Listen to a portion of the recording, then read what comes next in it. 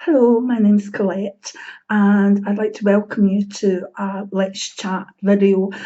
These are more like vlogs and are not teaching, they're not formal, they're just really stories or things that come into my head that I would like to chat about.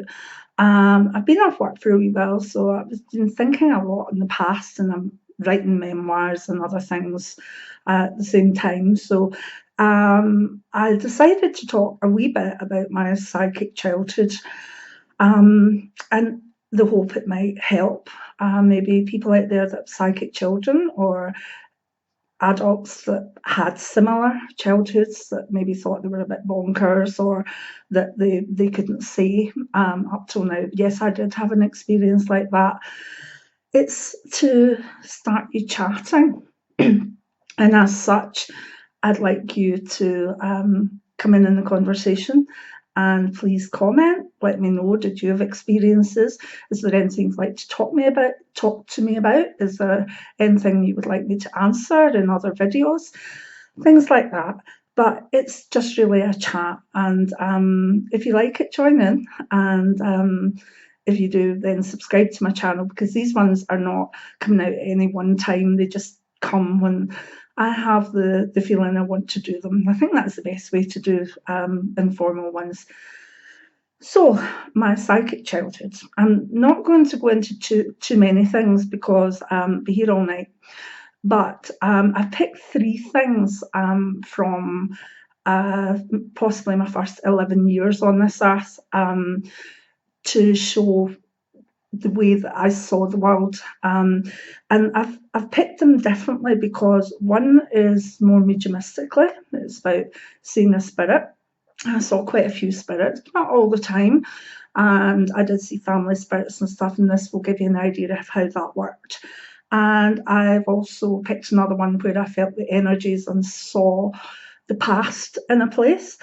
And I also have added one that was about prediction or premonition. And as a child, I had all these things going on in my head and was seen as the person that lived in another wee world or the person with a great imagination.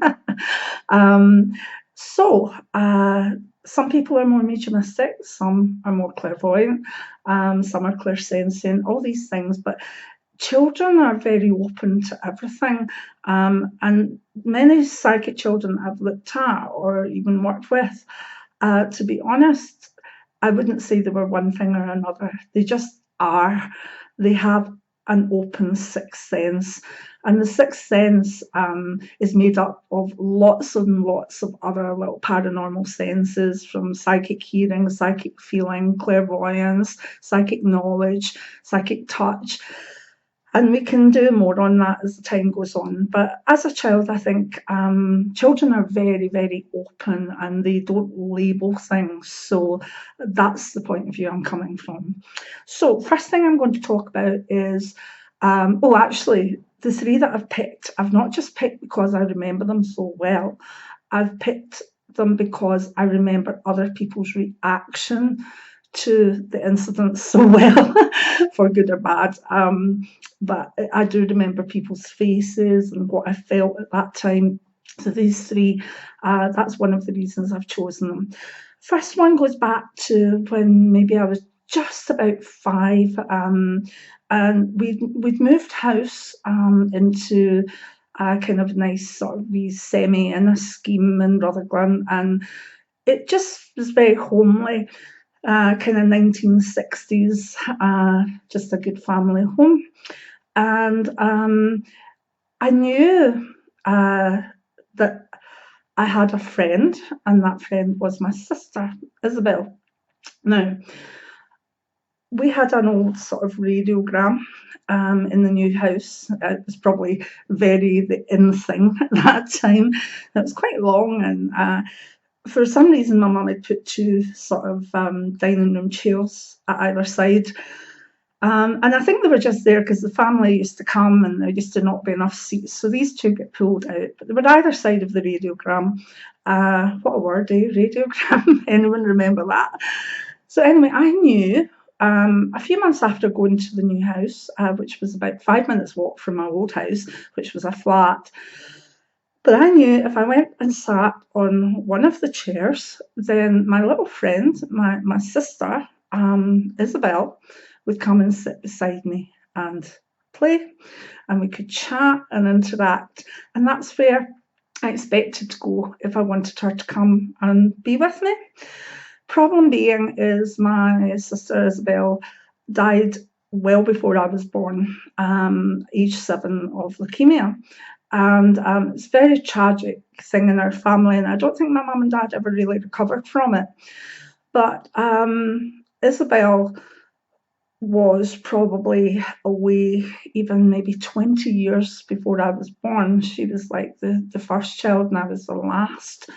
So, but she was my pal, she was my friend, and she was such good fun, and she was always there if I needed her. I suppose maybe moving house had been an upheaval, even though it wasn't that far. I was still at the same school.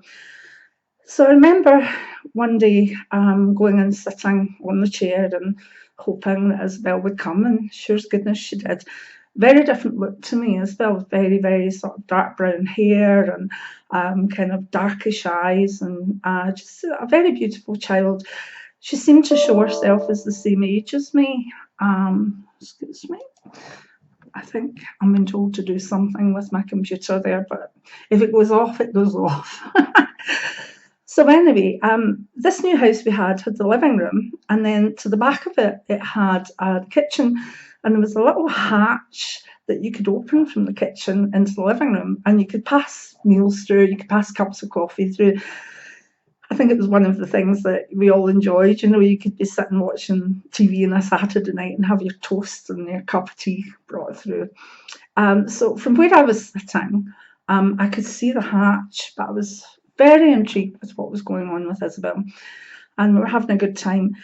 And then for some reason I was really attracted to the hatch, and what I saw will remain with me always, because the hatch was slowly opened, just about 2 or 3 inches, but I saw both my mum and dad's faces staring through it, watching me, speaking to an empty chair as far as they were concerned, but talking to Isabel, letting her know, talking and whatever. And I'll always remember the look of sheer horror on their faces, which I suppose was very confusing for me. But it was after that time that I thought, they don't see her, and maybe I should, just watch out what I'm doing, because although they looked kind of intrigued, they also looked quite scared. And as a wee 5-year-old, you wouldn't want to scare your mum and dad. So I still saw Isabel after that. That wasn't a problem, but I didn't make it a point of going sitting in that seat. When she came when she wanted to, rather than me going and sitting in the seat. But so I remember very much conversing and playing with my own sister from spirit when I was younger, and I remember the look in my mum and dad's face when they saw me do it. Anyway, so moving on a bit, I think I was about 10, maybe 10ish, 11, which was a time where things really fired up for me as a child on a psychic level. And so whereas the first example was more about spirits, this one was more about clairsentience. It was about feeling and seeing things. And the reaction that I remember was from one of my school teachers. A group of us had gone on a kind of field trip up to the north of Scotland, and we'd gone to a few places, but particularly one time we were going to a massive battlefield. Now, I believe it was Culloden, could have been Bannockburn, but in my head, the region we were visiting is more likely to be Culloden. So that's what I'll say it was, but not entirely sure. But I do remember we were all excited on the bus, and all my wee friends were round about me. It was a great time. I think we'd been away from home for about 4 days, and it was all very exciting. So anyway, we got off at Culloden, and we were taken to where we were going to be shown the battlefield, and then we had to move towards some outbuildings or whatever. But I remember as we moved towards where the battlefield would have been starting, I started to feel really kind of woozy and dizzy. And then all of a sudden it was like whoosh, and the battle was going on all round about me. I mean, people were getting swords in them. It was a battle, better than any battle scene that I could ever have seen in Lord of the Rings or whatever. It was horrendous. And we were in the middle of it. And I remember turning my head and whoosh, I was sort of way over another direction. And it struck me that although it was a battle, there were women further away, but they were trying to help people. They were screaming and their yells. And I think they were maybe rescuing some of the wounded, but it was their screams that got to me, because even as a child I had not really been aware that women maybe were around battlefields. It's not something I expected. So then I kind of whoosh and I was back, and the battle was going on around my school friends, and I was horrified. I was like, oh my God, we're going to get really murdered here. So I pulled on my teacher and I said, get them off the battlefield, get them off the battlefield. And she was like, shush, shush, come on, calm down. And I was like, no. As far as I was concerned, my friend John was over there, and my friend Elaine was over there, and there were claymores and you name it coming at them. So I get in quite a state. Next thing I knew, I was getting dragged towards the bus, the school bus that brought us all there. And I was taken on the bus with my teacher, and I was crying and upset. And I said, can't you see? Please get them off the field. Can't you see? And I remember my teacher looked at me and she looked right in my eyes and she said, no, I can't. Only you can see it. And when she said that, everything came back to normal. And I looked out and my friends were just standing in a queue waiting to be shown what they were meant to be showing. But I knew what I'd seen. But obviously I was back to this place I was meant to be. And my teacher laughed at me and she said, oh, Colette, what an imagination you have. And I thought, zip. So age 10, I realised some things you're seeing, just don't say, it's not worth it. But at that moment before, I was convinced my friends were going to be killed. We were in that battle, and I'll remember it to the day I die. And that was a case where I was open to a place that had so much energy associated with it that I literally was drawn into the past battle. Very scary, but I learned a lot from that. No, Colette, you're the only one that does. So she knew that I was seeing something, but the minute I come back to normal, it was like, oh, you've got a good imagination. So I remembered that. So don't want this to be too long a video, but the third one is very personal to me because it involves family, and it's the first time I'd ever seen my dad really look at me in this way, because my dad and I were really, we've a special relationship, and I miss him so much. And I really miss my mum too. But I was a daddy's girl when I was wee. So anyway, I remember I must have been again 10 or 11, and we'd been at my brother's house for a wee visit on the Sunday. And we had to get a train back from Clelland Station to where we lived in Rutherglen. Now, back then, that would have been possibly just turning 1970, 1971.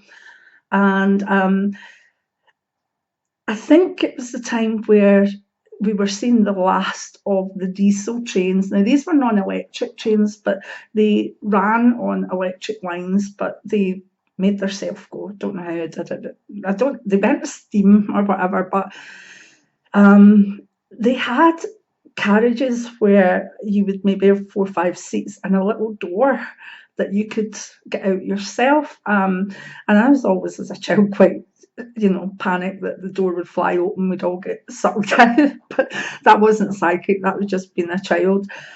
So anyway, in the afternoon, as we get ready to leave, we stayed on and stayed on. We had to get the last train. Now, the diesel trains didn't stop at Rutherglen. They stopped at Cambuslang station before, and it was more made for electric trains. And the platform was very wrong. Even with electric trains, there was quite a step down onto the platform. So that's the background story. However, as we were getting ready to leave, I felt this deep sense of doom. It's like something bad's going to happen. So I said to my dad, "Dad, I'm not getting on the train. Something bad's going to happen on the train." And he said, "Oh, Colette, come on. It's the last train. We've got to go home. We've got work in the morning. Come on." And I was like, no. And I did everything to dig my heels in, because this sense of foreboding was ripping me apart, and I knew it was something to do with the train. So they literally dragged me from my brother's house to Cumbernauld station. Not dragged, but I was hanging back. I was getting upset. I was crying. I was throwing tantrums, and it was just, I could see my mum and dad being very, very, come on. It was obviously a naughty child as such. But I think my dad was a bit freaked out with it. But he was determined we were getting on the train. So anyway, he said goodbye to my brother, got on the train, and I remember it must have been like a half-hour journey or something. It wasn't a long journey. But I remember sitting with my face against the window, and the sweat was pouring down my face. I was icy cold, and I just knew that something bad was going to happen to this train, and someone was going to be hurt.